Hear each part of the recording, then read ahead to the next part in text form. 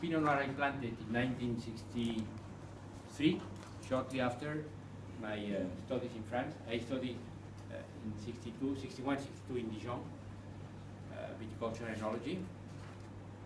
And the first Pinot Noir, well, 1966 arrived, 4 years after, and the vines were ready. We had a harvest, small harvest, it was only 2 or 3 hectares. I was anxious, you know, to try these grapes. I was anxious to make the first Pinot Noir. What happened? A week before the harvest, we got hail. And the hail, you understand hail? See? Destroyed the harvest. We had no grapes. I was furious, you know, I was looking at the sky, asking them, why did you do this to me? Eh? What kind of sin I have made? So, well, that's very important. You're going to see that too. And of course, you know, the vine is exposed to all kinds of problems. A vine can be attacked by virus, bacteria, fungus, and all this, you know, causes troubles. The trend today is that we don't use chemicals, or very little, the minimum.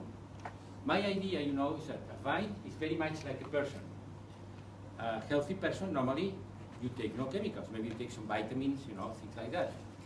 When you are really sick, the doctor may prescribe you antibiotics, okay? Because then, you know, otherwise the fever will continue to run. That's more or less my philosophy with the vines. But when you are making organic wines, then you are not supposed to. Even if it is, you know, in bad circumstances, you're not supposed to use any chemical. Anyhow, let's start. I want to make sure that you are free to interrupt me, okay? My English is not that perfect. I'll try to, you know, do my best, but be sure that you are. I'm prepared to, you know, take any question. Important thing is to understand, right? That you understand everything. And please make notes. You'll realize that sometimes when I explain things, sometimes I emphasize a little bit, okay? I repeat twice, you know, something like that. Well, it may be that this point is going to be an examination, okay? It may be, I'm just, you know, right? But that's the way. Okay, let's start. Well, we've been for 2 years, 2014, 15, most admired one brand. This is a trophy that makes international, an English magazine, national drinks. And this year, after 2 years being the world, this year we're only in Europe. Well, it's not that bad, no? We're still happy. Okay. Well, these are the countries that we are represented. I think it's 130 or something, including the Vatican. Eh? They buy our wines as well, you see? Vatican in Rome. Okay. Right, let's start with the origins. You all know that this planet here is now 4,500 millions of years of age, okay? So it's been going along on for a while. We'll talk a little bit about climate change afterwards, but there is no doubt that in all these millions of years in the planet we had warmer periods and cooler periods, okay? The last glaciation took part more or less 100,000 years ago. And it finished 12,000 years ago only. So it's very, very new. Actually, these last 12,000 years, of age, of history in the planet, they have been very stable. It is called Anthropocene, because this is a period of time very much dominated by the men. Now we are able, because of our technology, because the abuse in the oil use, to change the climate. The change we have today is not a natural plane like the last glaciation that took place because of other reasons, natural reasons. This time is us. We are making this planet to warm. But 100,000 years ago, we got glaciation, and during glaciation, of course, all the vines, you know, wild vines that were growing in Europe, they died because of the ice. Only, you know, 3 spots were safe, vines were kept. One was here, very close to the Nile River, the end of the Nile River. Here was one spot, here was the second one, and this one. Vitis vinifera. Notice that we call Vitis vinifera there are thousands of vitis in the world. You can see a vitis sometimes growing in the walls or in the forest. But vitis vinifera, it means it makes the wine. Okay, vinifera. And in vitis vinifera, of course, there are still hundreds and hundreds of grapes, but we use virtually maybe 30 or 40, no more. Okay, so we got vinifera occidentalis, orientalis, and pontica. Pontica was between the Black Sea and the Caspian. Why they were kept alive here, the vines? Because it was a little warm. Okay, they managed to survive. Now, from these the origins, and crossing a mountain, we got all the vines we grow today. Okay, so Cabernet Sauvignon is coming from here, and Tempranillo is coming from here. Of course, there are natural crossing that took place, hybrids you can call it, but also there are mutations. The vines, like any animal or any vegetable, is exposed to mutations along centuries and millions and thousands of years. There are small changes. Right. So this is our origin, and then 12,000 years ago, shortly after, the Paleolithic, okay, the vines were starting to be planted on this part. And then the Phoenicians afterwards, they took them into Greece. Phoenicians, Carthago and all these. Greece, later on to Rome. And the Greeks, they took them to Spain, Catalonia. Okay, first vines planted in Spain was probably 500 years before the Christ, and it was the Greeks in Ampurias. You can still visit that if you like.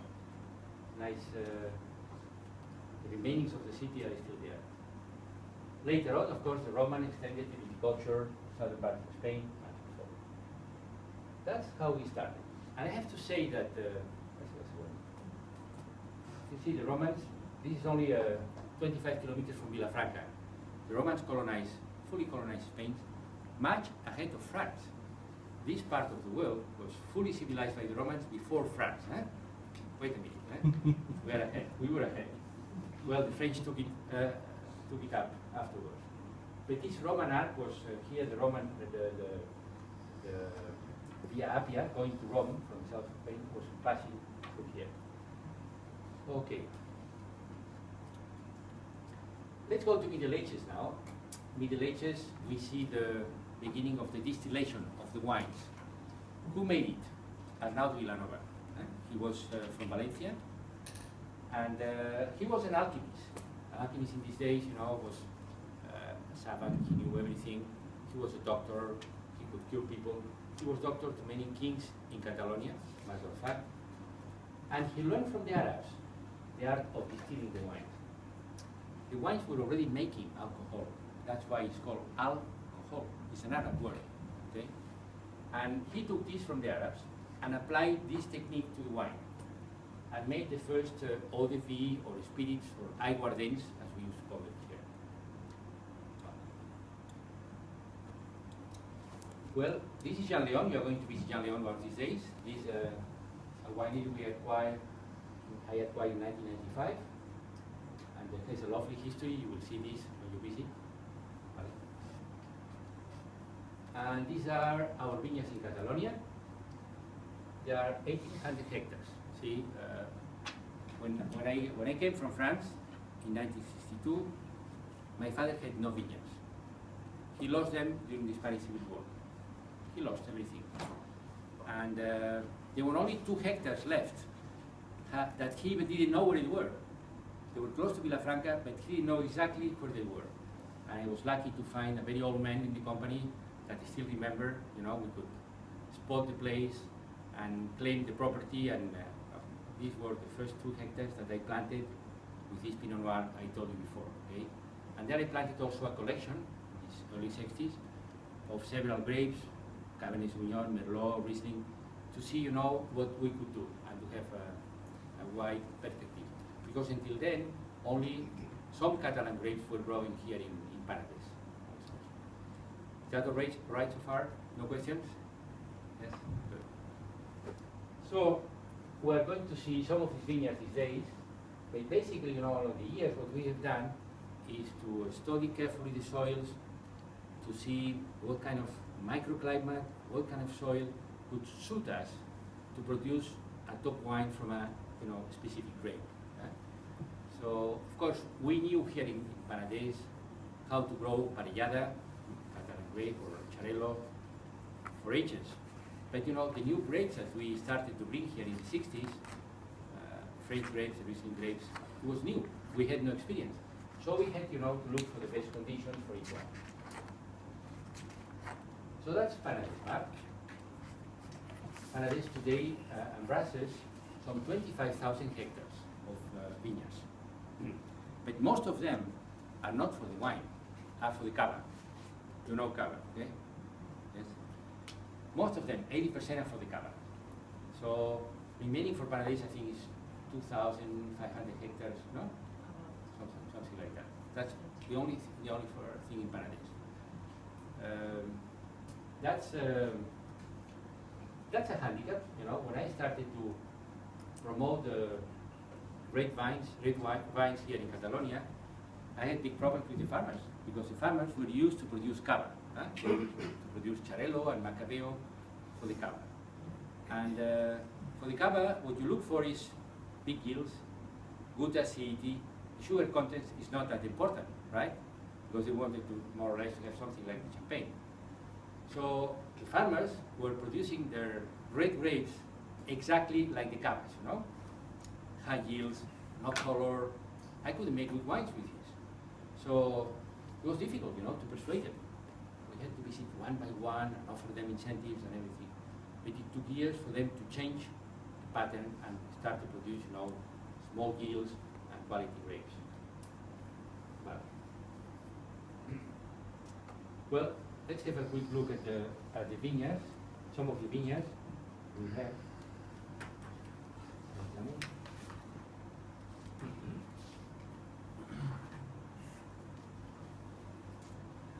Right. This is a typical vineyard in the mountain area. I'd like to show this picture. This is 30 kilometers from here, maybe 700 meters above the sea level. But you see, in the 80s, we were allowed, this was all forest, and in this age we were allowed to plant the vines in the middle, cut some trees, and plant the vines to protect the forest from the fires. And it happened already that part of the fire was burning, and the fire is stopped when you arrive at the vineyard. So today this is not possible anymore, but in these days, this was good for the forest, and we could also plant some vines. This is Mas La Plana, where we grow our Cabernet Sauvignon, our top Cabernet Sauvignon. And this is my house from the 19th century. Very nice house, but it is costing us a lot of money every year. You have to repair the pipes are broken, or the roof has problems. Every year is something. Okay, that's Priorato, very unique vineyards. I don't think you are going to Priorato these days, no? You're going? Oh, you're lucky one. Very good. Good idea. Priorato is unique. It's a unique wine area in the world. Look at this. Doesn't look like the Earth. Looks like the moon, right? Could be the moon. And that's why, in Priorato, which is only 1,000 hectares, is a small appellation, you have to build terraces to plant the vines. And the soil has to be slate. Otherwise, you are not entitled to have the appellation. Okay? We'll see more about Priorato. Fransola, that's another vineyard. That's where we planted our Cabernet Sauvignon. Excuse me, our Sauvignon Blanc in the mountain area, 500 meters of altitude. Look at the soil. It's like a pink soil, very convenient for Sauvignon Blanc. And this is Vilmanda, you see, covered with snow in the winter time. We have to take pictures in the winter, but we have to hurry, because the snow doesn't last very long, maybe a couple of days. Afterwards, it melts, because it's not cool enough. But this is a castle over there, and I was able to buy this in 1975. And it's made our Vilmanda wine since. I know everybody knows Vilmanda? Yes? Those who never tasted Vilmanda, can you raise your hand, please? Never. Never Vilmanda. Wow, that's a problem. Okay, we'll make sure you taste Vilmanda these days, eh? Kathy? Is that scheduled? Yes? Good. And then you remember about this. Right. Well, Las Murallas is very close to Vilmanda. Here is the monastery of Poblet, which is the spiritual center of Catalonia. All the kings of Catalonia are engraved there. And this wall was built in the Middle Ages, to protect against the Moors, right? And again, we bought this estate in the 1980s, and here we have planted these old Catalan vines that we've been able to recover. But we'll tell you more about these Catalan vines afterwards. Well, Aguayadols, are they visiting Aguayadols? Kathy? Aguayadols is in the program? Yeah. No, okay. That's another vineyard. We don't make, oh yes, here we make Reserva Real. Our top Cabernet Sauvignon is made here, in a very small, tiny parcel. And here my daughter Mireia is now making sparkling wine.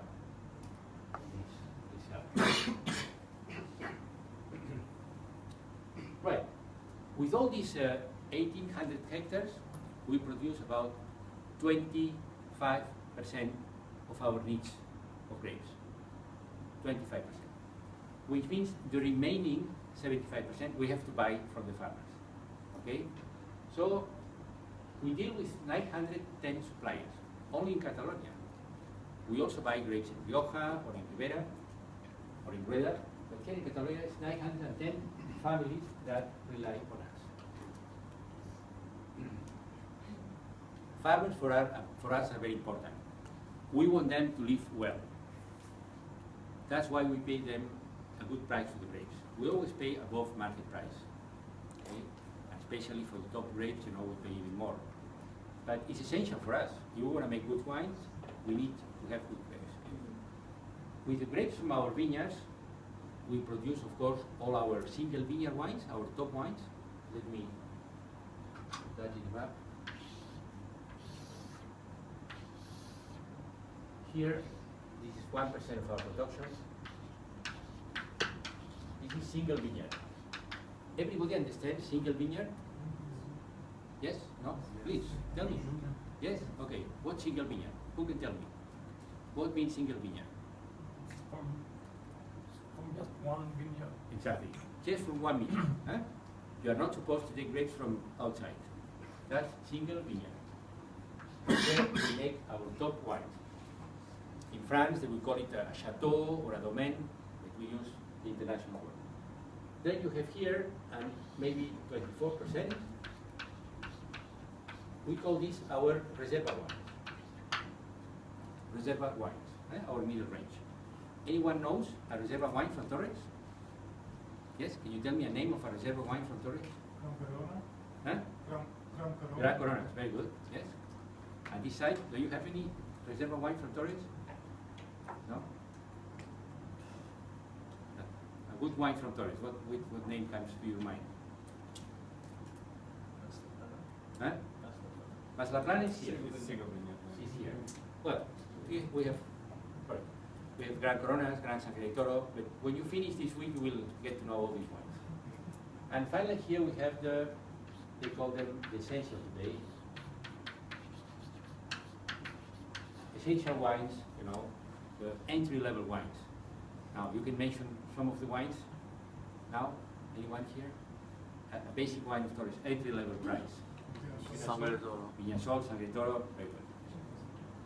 Right, so our 1,800 hectares of vineyard will give us the grapes for these top qualities, right? And basically, we buy from the farmers all these farmers, we advise them, we tell them what to plant depending on the soils, the climate. We along the year we tell them what to do, and of course, we control the quality. The quality is controlled before the harvest in the vineyard, and upon arrival, when the grapes arrive to Vilafranca, again they are checked, and 99% of the time they're okay, we accept them.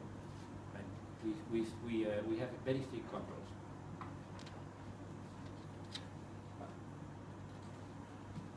Well, these farmers also, see, since 3 years ago, we are getting them into our sustainability program.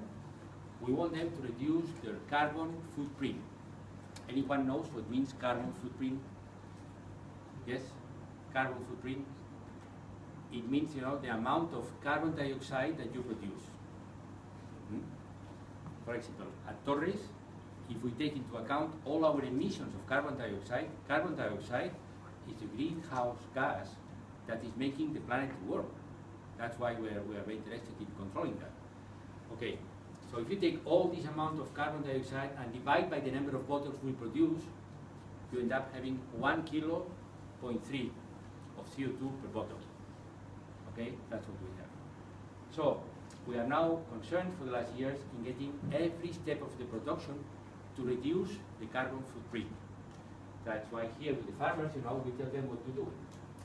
And we ask them to reduce, you know, in terms of, well, you know, the tractors, how can we have more efficient tractors. We experimented a month ago with a new tractor made in Italy, by the house in Holland, a tractor that works with methane. That's new. And it's fantastic. With methane, you have 1/3 of the emissions that you have with the oil. Okay, so it's very interesting for the future. But, right. Before we move to that, something I forgot to mention in the history of the area is that this area was very, had a boom in the exports in the 19th century. 19th century, we'll talk about phylloxera afterwards. Anyone knows about phylloxera? Yes? Who can tell us what's phylloxera? It's the disease of the roots of the wines. Very good. Which A is disease killing in the root of the wines. the entire vineyards. Exactly. Very, you know, an insect that devastated the vineyards in the second part, Europe, in the second part of the 19th century. It was probably brought by the Rothschild family when they took some vines from America, because phylloxera was already in America, living there, but it was never in Europe. No? And it was brought with some Lambrusca vines, maybe, into their collection in London, and from there in London it propagated to Britain and afterwards to all over Europe. So France, second part of the 19th century, they had no wine. And Germany also was affected. So they had to import a lot of wine, and who was prepared to supply the wine? Catalonia and Spain to some extent, because here phylloxera didn't arrive yet. So they exported a lot, but it was not a high quality wine. It was bulk wine, and you know, essentially these days was to produce the maximum, because the market was taking everything you could produce, right? So it was kind of not very interesting business. But for them, in these days, it was very good. Catalonia, altogether in Catalonia, will grow 59,000 hectares.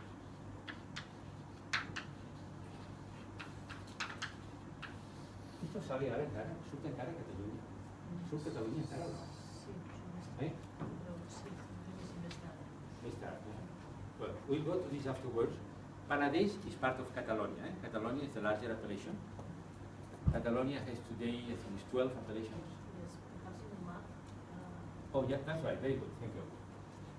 Catalonia. And here inside Catalonia, you have 12 different appellations. Okay. Penedès is one of them. Priorato is one of them, and so forth. Okay. But totally, Catalonia has 59,000 hectares. Who do you think has more hectares, Catalonia or Rioja? Well, very difficult to answer. It is Rioja. Rioja has 60,000.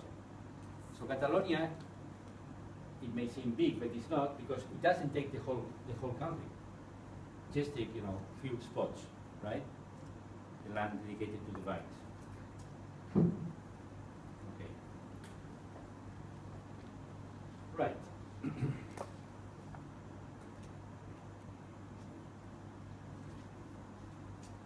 So now we are starting a new chapter. We are going to talk about climates, soils, and vines. Let's begin with climates. To study the climates, you have to consider the use of scales. You need the scales to measure the climate, to measure the temperatures. And this one is the easiest one. It's called the Winkler scale.